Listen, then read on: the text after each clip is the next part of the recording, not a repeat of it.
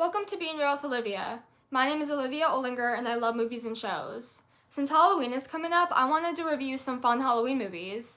And I just watched Corpse Bride for the first time today and loved it. I really want to talk about it, and I'd love it if you join me.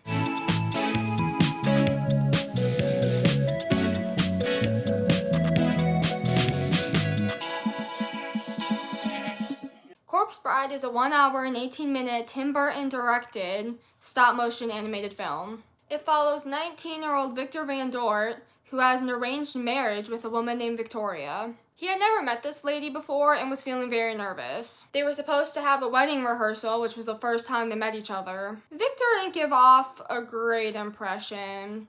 During the wedding rehearsal, he kept messing up, stuttering over himself, and he lit Victoria's mom's dress on fire. So, yeah, this dude is kind of a mess. I don't blame him though. Victoria's parents aren't exactly the nicest, and his parents are putting a lot of stress and pressure on him. I mean, an arranged marriage would be really tough at 19 years old. I mean, they're not even fully adults yet. He goes to the woods to clear his head and practice his vows by himself. He does a lot better getting through it all and places the ring on what he thinks is a branch, but turns out it is the finger of a dead corpse.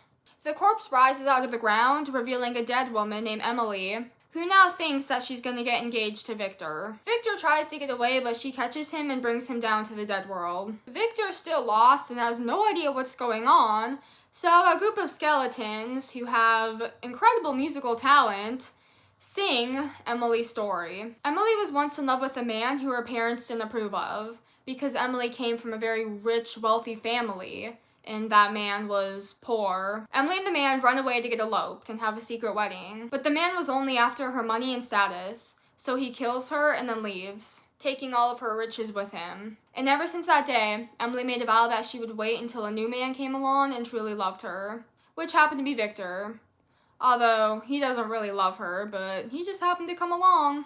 Victor's still feeling really confused and trying to process everything, so he comes up with a plan to get back to the real world. He lies to Emily, telling her that he's gonna take her to the real world so that she can meet his parents, but he tells her to wait in the gravesite, and he goes to see Victoria instead. When he gets there, he tries to explain what happened, but then Emily comes through, not listening to him. That was kind of awkward for Victor, who was just standing there next to his alive actual fiance and then his dead fake wife. He didn't really know how to explain to either of them. But he didn't get a chance to, because Emily, realizing that Victor lied to her and has some other woman back in the real world, takes him away, bringing him back to the dead world, where Victoria just thinks that he's cheating on her and has another woman. So the girls both think that they're the other woman. Victor was feeling defeated, but he works things out with Emily and sees how talented and amazing her personality actually is and how great she can be.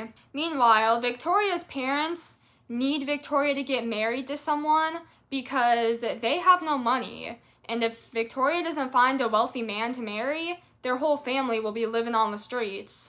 So they come up with a backup plan. Victoria's gonna marry Lord Barkis Bittern. He just randomly appeared one day at Victor and Victoria's wedding rehearsal and seemed to stick around. There was something suspicious about the guy from the start.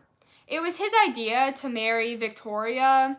He kind of put the idea into Victoria's parents' brain, making it seem like they came up with it, but he was manipulating them into doing what he wanted. Victor hears that Victoria is getting married to another man, not knowing the circumstances and why, and thinks that she's just choosing someone else over him. He decides to marry Emily, since he has no other options, and he likes her. I mean, he doesn't love her, but he can probably learn to. They decide to have a wedding at a church in the real world, bringing all the dead with them, the skeletons, zombies, ghosts, everyone. Victoria was at a dinner with her family and Lord Barkis and his family, and a group of skeletons crashed it, leaving chaos. Victoria follows them to see what all the fuss is about and what they're doing, going to the church, and she sees that Emily and Victor are about to get married. Emily sees Victoria standing there and tells Victor that she can't marry him because Victor is not hers to marry. So she tells Victor that he can marry Victoria. Lord Barkis comes in, ruining the moment. He's like,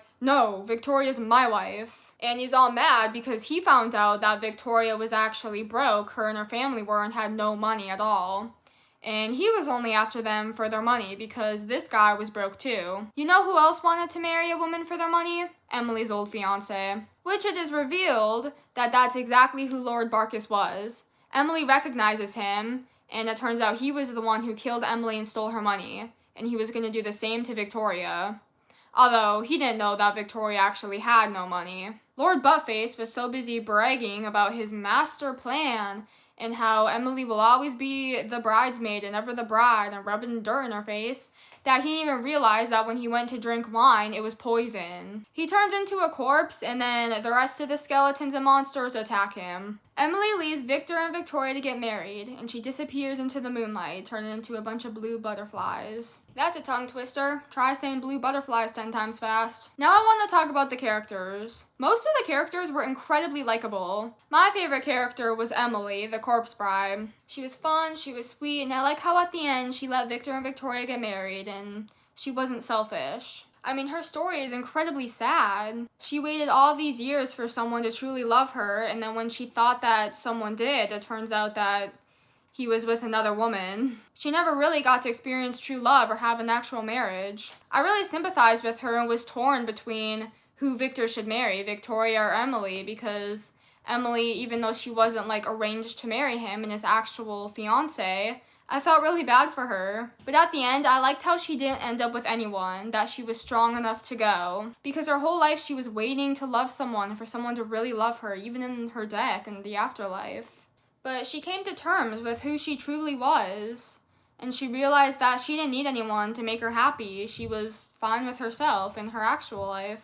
And Victoria was a great character too. When she was with Victor, you could tell how safe she felt with him, and how much she really did want to be with him, even though she didn't know him that well. And poor Victor had no idea what was going on this entire movie. He was just getting thrown at one arranged marriage, then thrown at another accidental marriage. I was happy with Victor and Victoria ending up with each other. They deserved each other in the end.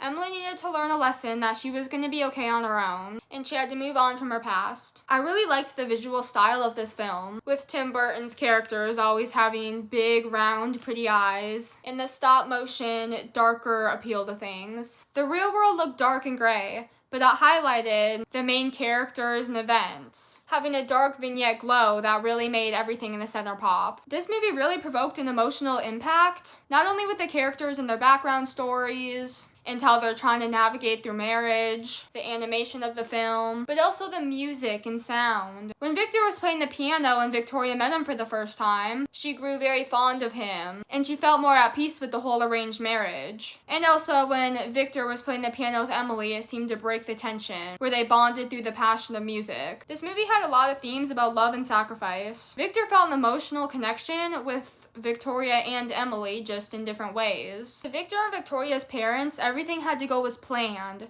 Victoria had to marry Victor so that they could get some money back into the family and they wouldn't go broke. And Victor had to marry Victoria because of her social status and because of her money that Victor's parents thought that she had. All the adults in this movie were pretty much just using each other and each other's children to get what they want. But this film did a great job of showing that things don't always go as planned or the way that we want them to. But it taught a lesson to all those characters and strengthened the bond between them. This movie also showed the more popular and recognizable theme that true love never fails. Even through all the chaos of Victor almost marrying a dead bride woman and Victoria having to deal with Lord Buttface and getting used, they still found a way back to each other and managed to make it work between them. Out of the 3 movies I've watched so far, Coraline, Nightmare Before Christmas, and Corpse Bride, this one is definitely my favorite. It's short, it gets to the point, the storyline is fun, and it keeps you entertained because you don't know what's gonna happen. Who's Victor gonna end up with? Emily or Victoria? And you can really sympathize with the characters and understand what they're going through. If you haven't seen this movie yet, I highly recommend you watch it. But if you have seen this movie, let me know in the comments what you thought of it. Don't forget to like the video if you've enjoyed, and subscribe and ring the notification bell so you don't miss any more recap episodes or movie reviews. Thank you for watching. I hope I'll see you around.